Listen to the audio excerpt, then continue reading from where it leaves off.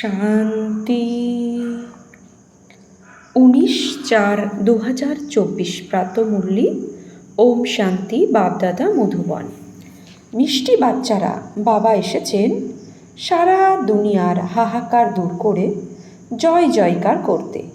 পুরনো দুনিয়াতে আছে হাহাকার, নতুন দুনিয়াতে আছে জয় জয়কার। বাবা এসেছেন সারা দুনিয়ার হাহাকার দূর করে জয় জয়কার করতে। পুরনো দুনিয়াতে আছে হাহাকার, নতুন দুনিয়াতে আছে কি জয় জয়কার। প্রশ্ন: কোন ঈশ্বরীয় নিয়মে একমাত্র গরিবই বাবার সম্পূর্ণ উত্তরাধিকার নেয়, বিত্তবান নিতে পারে না? উত্তর: ঈশ্বরীয় নিয়ম হলো সম্পূর্ণ বেগার হও, যা কিছুই রয়েছে তাকে ভুলে যাও। আর গরিব বাচ্চারা সহজেই ভুলে যায়, কিন্তু যারা বিত্তশীল মনে করে নিজেরা স্বর্গে আছে, তারা বুদ্ধি থেকে কিছুতে ভুলতে পারে না। সেই জন্য যাদের ধন দৌলত মিত্র পরিজন স্মরণে থাকে, তারা সত্যিকারের যোগী হতেই পারে না। স্বর্গে ওদের উচ্চ পদ প্রাপ্তি হয় না। কালকের মুরলিতেও বাবা বলেছে যে যারা ধন সম্পত্তি গাড়ি বাড়িতে ডুবে থাকে, তারা মনে করে ওটাই তাদের স্বর্গ, তাই তাদের বাবা উত্তরাধিকারী দিতে আসে না। তারা বাবা সবাইকে উত্তরাধিকারী দিতে আসে, কিন্তু তারা সেই বাবার দেওয়া উত্তরাধিকার নেওয়ার যোগ্য হন না, কেননা তাদের মন বুদ্ধি গাড়ি বাড়ি ধন সম্পত্তিতেই থাকে, আর সেটাকেই স্বর্গ মনে করে। তো বাবা আজকেও কথা রিপিট করেছে যে স্বর্গে ওদের উচ্চপদ প্রাপ্তি না হওয়ার কারণই হচ্ছে তারা ও ধন দৌলত মিত্র পরিজনের স্মরণে থাকে, তাই তারা সত্যিকারের যোগী হতেই পারে না। ওম শান্তি। মিষ্টি মিষ্টি নিশ্চয় বুদ্ধি সম্পন্ন বাচ্চারা তো ভালো করে জানে, তারা দৃঢ় নিশ্চয় রয়েছে যে বাবা এসেছেন সমস্ত দুনিয়ার ঝগড়া মেটাতে। জ্ঞানী ও বিচক্ষণ বাচ্চা যারা, তারা জানে যে এই দেহে বাবা এসেছেন, যার নাম হলো যার নামও হলো শিব বাবা। কেন এসেছে? হাহাকারকে হাহাকারকে সমাপ্ত করে জয় জয়কার করাতে। মৃত্যু লোকে কত ঝগড়া ইত্যাদি আছে, সবাইকে হিসেব নিকেশ মিটিয়ে যেতে হবে। অমর লোকে ঝগড়ার কোনো ব্যাপার নেই। এখানে কত হাঙ্গামা লেগেই রয়েছে, কত কোর্ট জজ ইত্যাদি আছে, মারামারি লেগেই আছে। বিদেশেও দেখো হাহাকার আছে, সারা দুনিয়াতে অনেক বিবাদ। একে বলা হয় পুরনো তমপ্রধান দুনিয়া, জর্জরীভূত দুনিয়া। আবর্জনা আর আবর্জনা, জঙ্গল আর জঙ্গল। অসীম জগতের বাবা এই সব কিছু মেটানোর জন্য এসেছেন। এখন বাচ্চাদের অনেক জ্ঞানী আর বিচক্ষণ হতে হবে। বাচ্চাদের মধ্যেও যদি লড়াই ঝগড়া হতে থাকে, তবে বাবার সাহায্যকারী কিভাবে হবে? বাবার তো অনেক ভালো সাহায্যকারী বাচ্চা চাই। জ্ঞানী বিচক্ষণ যাদের মধ্যে কোনো বিবাদ থাকবে না। এটাও বাচ্চারা বোঝে যে এটা হলো পুরনো দুনিয়া, এখানে অনেক ধর্ম আছে, বিশেষ তমপ্রধান ওয়ার্ল্ড। সমস্ত দুনিয়া হলো পতিত। পুরনো দুনিয়াতে ঝগড়া আর ঝগড়া। এই সব কিছু সমাপ্ত করতে, জয় জয়কার করতে বাবা আসেন। প্রত্যেকে জানে এই পুরানো দুনিয়াতে কত দুঃখ আর অশান্তি আছে, সেই জন্য সবাই চাই বিশ্বে শান্তি আসুক। এখন কোনো মানুষ সারা বিশ্বে শান্তি কিভাবে প্রতিষ্ঠিত করতে পারে? অসীম জগতের বাবা, অসীম জগতের পিতাকে পাথর ভাঙা কলসির টুকরোতে টেনে এনেছে। এও এক খেলা, তাই বাবা বাচ্চাদের বোঝাচ্ছেন এখন দাঁড়িয়ে পড়ো, বাবার সহায়তাকারী হও। বাবার থেকে নিজের রাজ্যভাগ্য নিতে হবে, কিছুই কম নেই, অগাধ সুখ। বাবা বলেন, মিষ্টি বাচ্চারা, ড্রামা অনুসারে বাবা তোমাদের লক্ষ কোটি গুণে ভাগ্যশালী করে তুলতে এসেছে। ভারতেই লক্ষ্মী নারায়ণ রাজত্ব করতেন। ভারত স্বর্গ ছিল, স্বর্গকেই বলা হয় ওয়ান্ডার অফ ওয়ার্ল্ড, ত্রেতাকেও বলা হবে না। ওই রকম স্বর্গে আসার জন্য বাচ্চাদের পুরুষার্থ করা উচিত। সর্বপ্রথমেই আসা চাই, বাচ্চারা চায়ও যে আমরা স্বর্গে আসব, লক্ষ্মী বা নারায়ণ হব।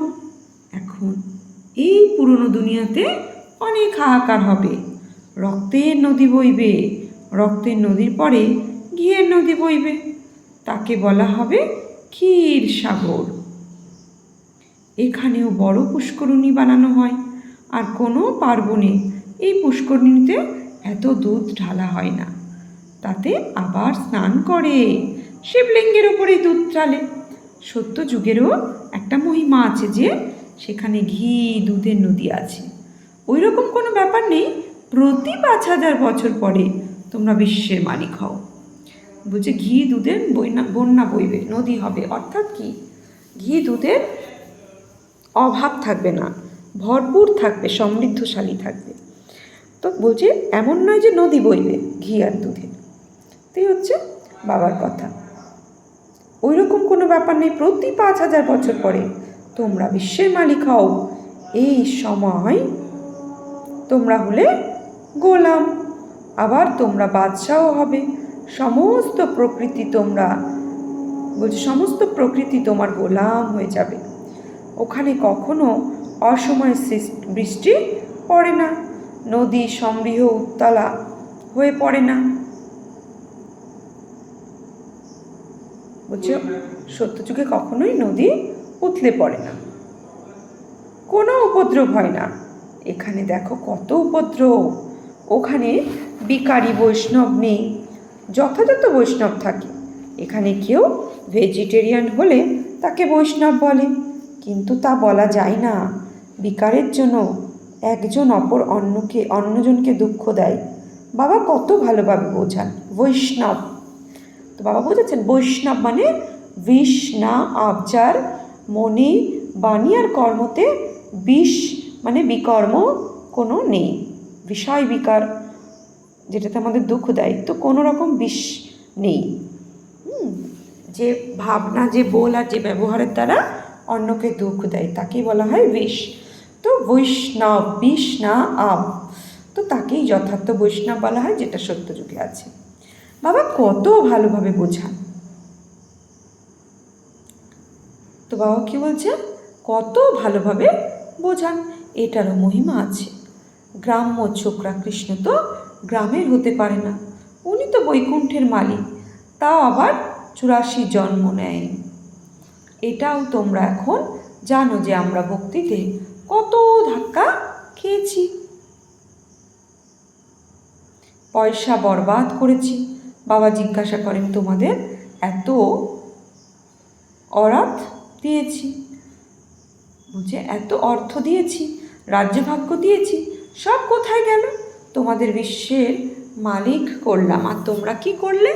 বাবা তো ড্রামাকে জানেন, নতুন দুনিয়া থেকে পুরনো দুনিয়া, পুরনো দুনিয়া থেকে নতুন দুনিয়া তৈরি হয়। এটা হলো চক্র, যা কিছু পাস্ট হয়ে গেছে সেটা আবার রিপিট হবে। বাবা বলেন এখন অল্প সময় আছে, পুরুষার্থ করে ভবিষ্যতের জন্য জমা করো। পুরনো দুনিয়ার সব কিছু মাটিতে মিশে যাবে। বিত্তশালী এই জ্ঞানকে ধারণা করবে না। বাবা হলেন গরিবের অধীশ্বর, গরিব ওখানে বিত্তশালীতে পরিণত হয়, বিত্তশালী ওখানে গরিবে পরিণত হয়। এখন 1,00,000 কোটি গুণের মালিক অনেকেই আছে, তারা আসবে কিন্তু গরিব হবে। এখানে 1,00,000 কোটি গুণের মালিক হলে কী হবে? সত্যযুগে যার জন্য তারা শেষে আসবে কিন্তু গরিব হবে তারা ওখানে। তারা নিজেদের মনে করে স্বর্গে আছে, আর সেটা বুদ্ধি থেকে যেতে চায় না। এখানে তো বাবা বলেন সব কিছু ভুলে যাও, একেবারে নিঃস্বভিকারী হয়ে যাও মন বুদ্ধি দিয়ে। আজকাল তো কিলোগ্রাম, কিলোমিটার ইত্যাদি কি বেরিয়েছে। যে রাজা সিংহাসনে বসে সে নিজের ভাষায় সব কিছু করে, বিদেশের নকল করে, নিজের তো বুদ্ধি নেই। তারা তো তমপ্রধান।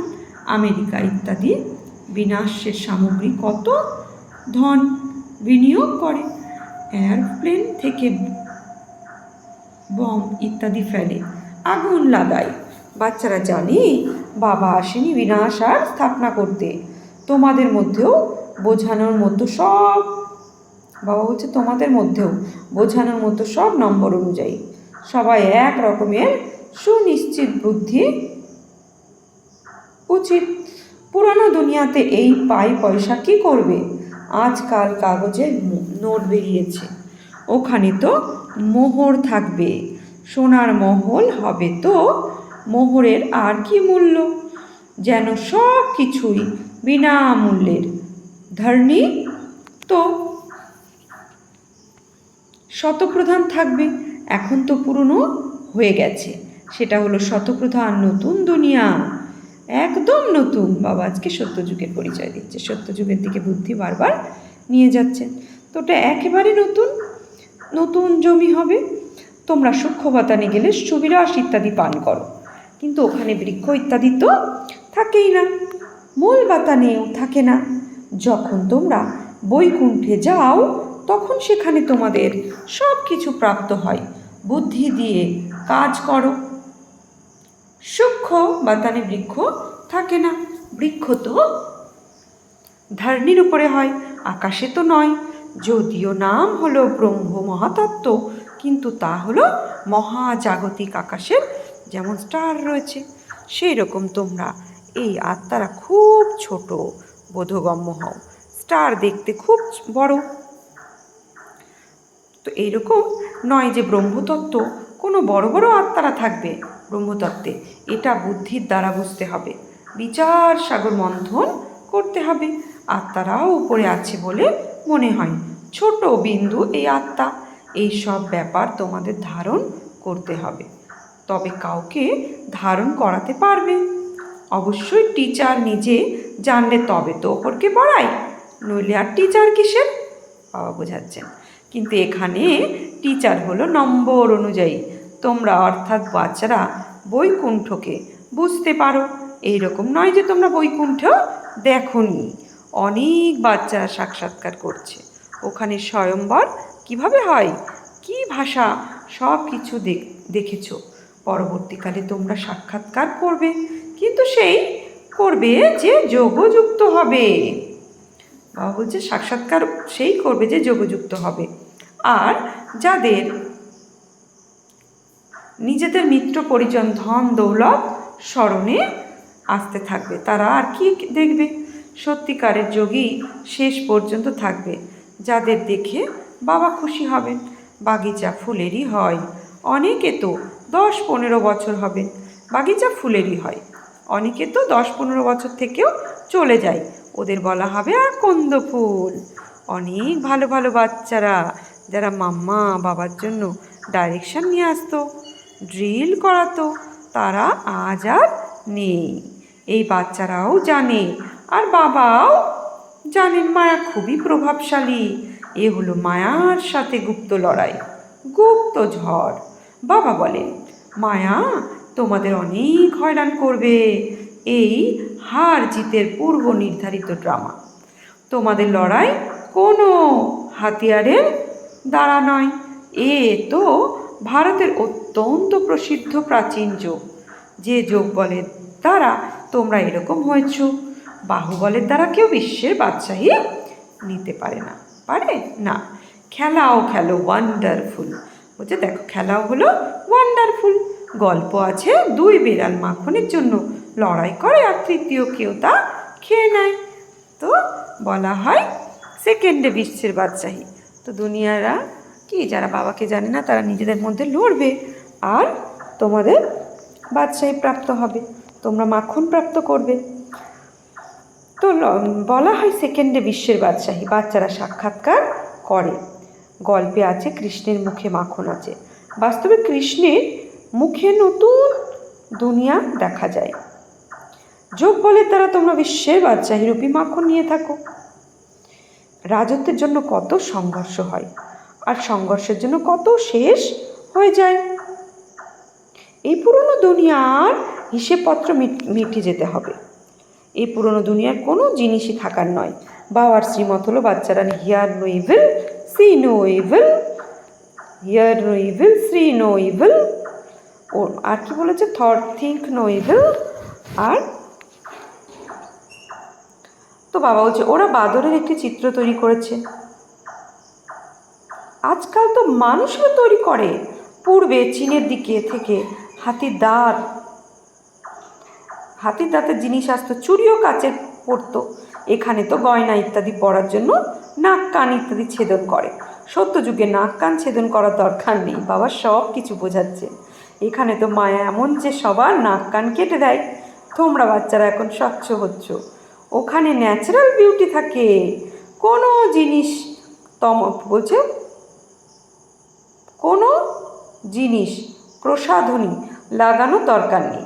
এখানে তো শরীরই তমপ্রধান তত্ত্ব দ্বারা নির্মিত, সেই জন্য রোগ ইত্যাদি হয়ে থাকে। ওখানে এসব ব্যাপার নেই। এখন তোমরা এই আত্মারা খুব খুশিতে থাকো যে আত্মাদের অসীম জগতের পিতা পড়াশুনো করিয়ে নর থেকে নারায়ণ অমর পুরীর মালিক বানিয়ে তোলেন। তো সেই জন্য কথিত আছে অতীন্দ্রিয় সুখ কি জানতে হলে গোপীদের কাছে যাও, গোপীদের কাছ থেকে জানো। তো বাবা বলছে ভক্তরা এই কথা জানে না, তোমাদের মধ্যে অনেকে খুশি থাকে আর কেউ এই কথা স্মরণ করতে থাকে। এরকম বাচ্চা খুবই কম। অবলাদের উপর কত অত্যাচার হয়, যা কিছু দ্রৌপদীর জন্য কথিত আছে। প্র্যাকটিক্যালি সেসব ঘটে চলেছে। দ্রৌপদী কেন আকুতি জানিয়েছিল সেটা মানুষ জানে না। বাবা বুঝিয়েছেন তোমরা সবাই হলে দ্রৌপদী, এরকম নয় ফিমেল, সর্বদা ফিমেলই হবে। 2 বার ফিমেল হতে পারে, তার বেশি না। মাতারা আকৃতি জানায় বাবা রক্ষা করো, আকুতি জানাই, আকৃতি না, বাবাকে আমরা আকুতি জানাই। তো বাবা রক্ষা করো, বিকারের জন্য দুঃশাসন আমাদের হয়রান করছে। একে বলা হয় বেশ্যালয়, স্বর্গকে বলা হয় শিবালয়।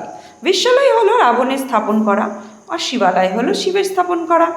আর তোমাদের নলেজও দেন, বাবাকে নলেজফুলও বলা হয়। নলেজফুল মানে এরকম নয় যে সবার হৃদয়ে জানতে পারবে, এতে কী লাভ হবে। বাবা বলেন এই সৃষ্টির আদি মধ্য অন্তের নলেজ আদি ছাড়া কেউ দিতে পারে না। আমি বসে তোমাদের লড়াই, একমাত্র বাবাই হলেন জ্ঞানের সাগর। সত্যযুগে হলো ভক্তির প্রালোক, সত্যযুগ ত্রেতাতে ভক্তিতে হলো কিছু থাকে না, পড়াশোনার দ্বারাই রাজধানী স্থাপন আছে। প্রেসিডেন্ট ইত্যাদিতে দেখো কত উপদেষ্টা রাখে। সত্যযুগে উপদেশকে রাখার কোনো দরকার পড়ে না। এখন বাবা তোমাদের বুদ্ধিমান করে তুলছেন। এই লক্ষ্মীনারায়ণ দেখো কত বুদ্ধিমান ছিল। অসীম জগতের বাদশাহী বাবার থেকে পাওয়া যায়। বাবারই শিব জয়ন্তী পালন করা হয়। শিব বাবা অবশ্যই ভারতে এসে বিশ্বের মালিক করে দিয়ে গেছেন লক্ষ বছরের ব্যাপার। এই তো কালকের কথা। আচ্ছা বেশি আর কি বোঝাবো। বাবা বলেন মন মনোভাব, কালকেও বাবা বলেছে মন মনোভাব। বাস্তবে এই পড়াগুলো হলো কেবলমাত্র ইশারা। কালকে সর্বধর্মান্য পরিত্যাজ্য মামেকম স্মরণ করো, এটাও বাবা বলেছে না। তো মিষ্টি মিষ্টি হারানিধি বাচ্চাদের প্রতি মাত পিতা বাপদাদার স্মরণের স্নেহ সুমন আর সুপ্রভাত। আত্মাদের পিতা তার আত্মারূপী বাচ্চাদের জানাচ্ছে নমস্কার সুপ্রভাত ধন্যবাদ। আমরা আত্মারূপী বাচ্চারা আত্মারূপী বাপদাদাকে জানাচ্ছি নমস্কার সুপ্রভাত ধন্যবাদ। ধারণার জন্য মুখ্য সার, বাবা সম্পূর্ণ সহযোগী হওয়ার জন্য জ্ঞানী বিচক্ষণ হতে হবে। মনের মধ্যে কোনো দ্বন্দ্ব যেন না থাকে।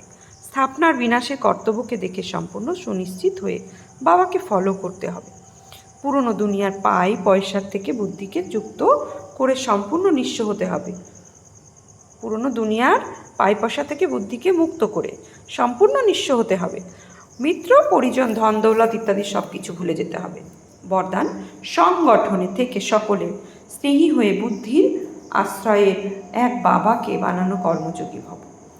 সংগঠনে থেকে সকলের স্নেহী হয়ে বুদ্ধির আশ্রয়ে এক বাবাকে বানানো কর্মযোগী। বুদ্ধির আশ্রয়ে মানে বুদ্ধির সাহারা কে হবে? এক বাবা। তো তাহলেই কর্মযোগী ভাব। কোনো বাচ্চা সংগঠনে স্নেহী হওয়ার পরিবর্তে ডিটাচ হয়ে যায়, ভয় পায় যদি কোথাও ফেসে যায়। এর থেকে তো দূরে থাকাই ভালো। কিন্তু না, 21 জন্মের পরিবারে থাকতে হবে। যদি ভয় পেয়ে দূরে থাকো তাহলে এটা এক প্রকারের কর্মসন্ন্যাসীর সংস্কার। কর্মযোগী হতে হবে, কর্মসন্ন্যাসী নয়। সংগঠনে থাকো, সকলের স্নেহী হও, কিন্তু বুদ্ধির আশ্রয় হলেন এক বাবা, দ্বিতীয় কেউ নেই। বুদ্ধি যেন কোনো আত্মার স্বাদ গুণ বা কোনো বিশেষত্বের প্রতি আকৃষ্ট না হয়, বলা হবে তবেই তাকে বলা হয় কর্মযোগী পবিত্র আত্মা। স্লোগান: বাপ দাদা রাইট হ্যান্ড হও, লেফট হ্যান্ড নয়। তো আজকে সমান নেব আমি কর্মযোগী আত্মা। ওম শান্তি।